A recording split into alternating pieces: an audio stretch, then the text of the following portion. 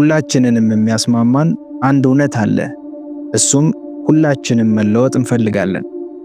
አሁን ያለንበት ሁኔታ ምንም ይሁን ምን ነገ ካሁኑ የተሻለ እንዲሆንልን በሚገባ አጥብቀን እንፈልጋለን። ታዲያ ይሄ ሁላችንንም እንደሚያስማማ እርግጠኞች ከሆንን እኔ ደግሞ ይህንን ጥያቄ ለእናንተ አቀርብላችኋለሁ። ራሳችሁን ከዛሬ 5 ዓመት በኋላ ወስዳችሁ አስቀምጡትና ያኔ ምን አይነት ሰው ብትሆኑና በምን አይነት ሁኔታ ውስጥ ብትገኙ ትመኛላችሁ? ራሳችሁን ከ5 ዓመት በኋላ ስታገኙት ምን ያህል ርቀት ተጉዛችሁ እዚህ እንደደረሳችሁ በራሳችሁ ትኮራላችሁ? ወይ ደግሞ አሁንም በተመሳሳይ ቦታ እንዴት ያለ ለውጥ እንደተገኛችሁ በራሳችሁ ትገረማላችሁ? በሚያስደንቅ ሁኔታ ከ5 ዓመት በኋላ ያ የምትፈልጉት ሰው የሚመጣው በአንድ ቀላልና ተራ በሚመስል ምርጫ ነው። በእድል አይደለም፣ ፍላሺ በሆነ አነቃቂ ንግግርም አይደለም። በቃ ወደፊት ሊያራምዳችሁ የሚችል ወይም ባላችሁበት ሊያቆያችሁ የሚችል አንድ መሰረታዊ ውሳኔ ብቻ ነው። በዚህ ቪዲዮ ቀላል በሆኑ 6 የጠዋት ልማዶች እንዴት ማንነታችሁን መገንባት እንደምትችሉና ከ5 ዓመት በኋላ ያንን መሆን የምትፈልጉትን ህይወት እንዴት ማግኘት እንደምትችሉ እናያለን። የማንም እርዳታ ሳያስፈልጋችሁ በራሳችሁ ብቻ ቤታችሁ ውስጥ መተግበር የምትችሏቸው እጅግ በጣም ቀላል የሚባሉ ግን ማንነታችሁን በምትፈልጉት መልኩ መቀየር የሚችሉ ልማዶች ናቸው። ስለዚህ ቪዲዮን ላይክ አድርጋችሁ በመጀመር እስከ መጨረሻ ተመልከቱት። ጥናቶች እንደሚያሳዩት ከእንቅልፋችን ከተነሳን በኋላ ባሉት የመጀመሪያዎቹ 90 ደቂቃዎች ውስጥ አእምሯችን ከማንኛውም ቀን የበለጠ 40% በላይ ፎከስ ማድረግ ይችላል። ይህች ቅጽበት የእናንተ ሱፐር ፓወር ናት ማለት ይቻላል። ነገር ግን አብዛኞቻችሁ ይህንን ሰዓት በሚያሳዝን ሁኔታ ለቲክቶክ እና ሌሎች ሶሻል ሚዲያዎች ስክሮል ማድረጊያና በማያስፈልጉን ነገሮች ላይ ነው የምናውለው። ወይንም ደግሞ ያችን ሰዓት በእንቅልፍ ማሳለፍ ልትፈልጉ ትችላላችሁ። ያችን የጠዋታችሁን የአላርም ደወል ከመነሳት ይልቅ እንዳትረበሹ ተጭናችሁ ባጠፋችኋት ቁጥር ጥቂት ደቂቃዎችን በእንቅልፍ እየቀየራችሁ ብቻ አይደለም፣ የወደፊት ህይወታችሁን በከፊል እየቀነሳችሁ እየጣላችሁ እንደሆነ ማወቅ አለባችሁ። ዓለም ላይ ታምር በመስራት ላይ ያሉ ሰዎች ማለትም እናንተ ሁሌ የምታደንቋቸውና ጠዋት በሶሻል ሚዲያ ስክሮል እያደረጋችሁ የምታያቸው ስኬታማ ሰዎች የተለየ አስማታዊ ኃይል ስላላቸው እኮ አይደለም። ስኬታማ የሆኑት ምቹ በሆነ አየር ተራራ ጫፍ ላይ ወጥተው ሜዲቴት ስላደረጉም አይደለም። ትልቁ ሚስጥራቸው የጠዋት ሰው ስለሆኑ ነው። የአላርም ድምጽ ስለሚወዱም አይደለም ጠዋት 11 ሰዓት ላይ የሚነሱት።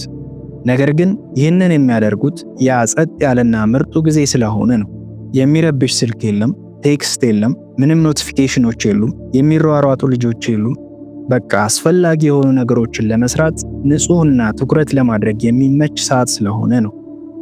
አሁን እኔ እየተናገርኩ ያለሁት ዋናው ጉዳይ የጠዋት ሰው ስለመሆን ብቻ ሳይሆን የአእምሮ ጉልበት ስለመቆጠብ ነው።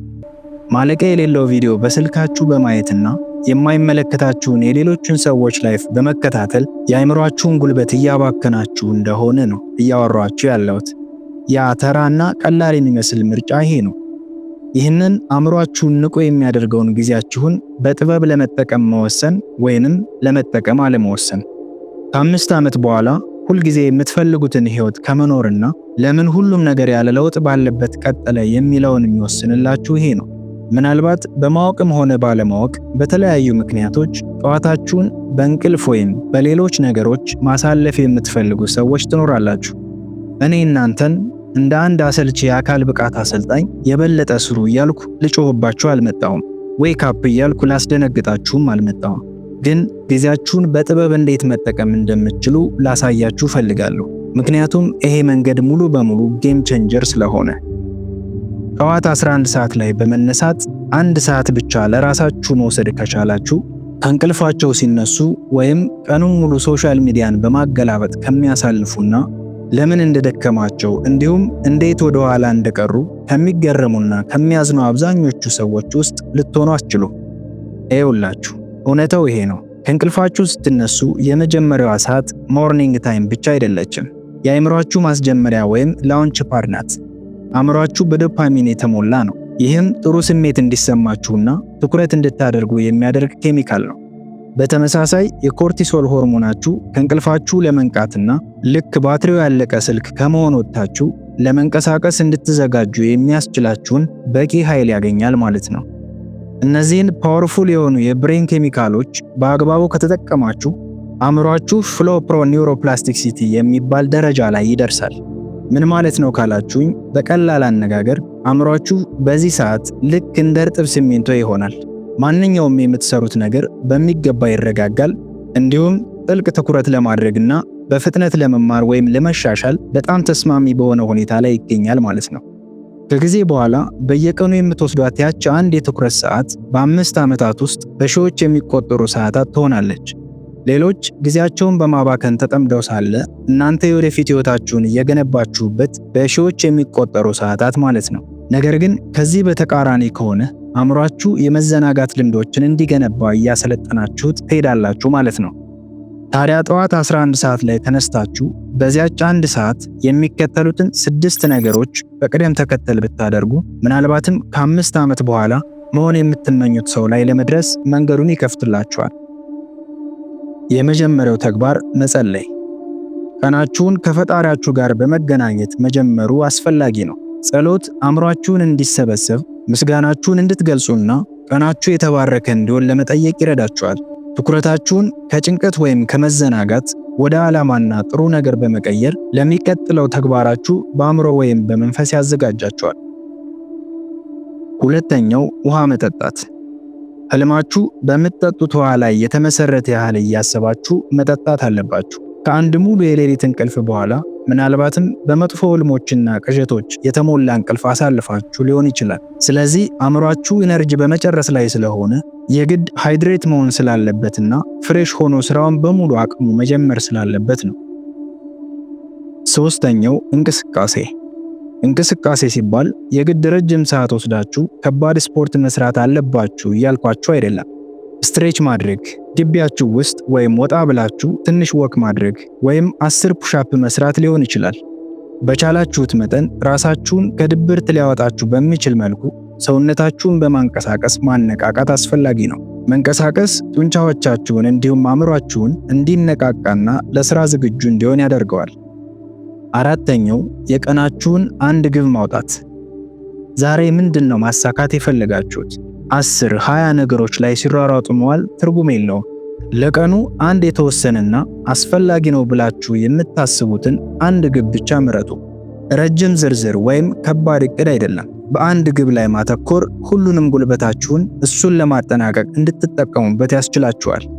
ዛሬ ያችን አንድ እቅድ በሚገባ አስታሳኳት የመጨረስና የመከወን አቅማችሁ ላይ ለነገ ስኬታችሁ መነሳሳትን ይፈጥርላችኋል።